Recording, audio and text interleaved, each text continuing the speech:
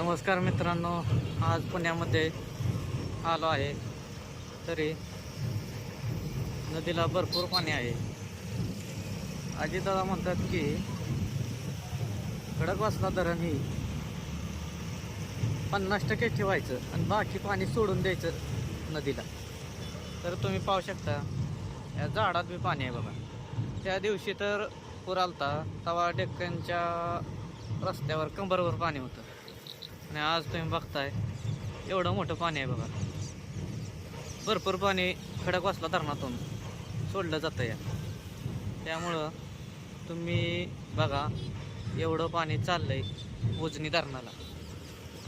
तरी तुम्ही बघू शकता की पाणी किती मोठं आहे बघा. हे असं इकडून येत आहे बघा, खडकवासला धरणात येत आहे पाणी.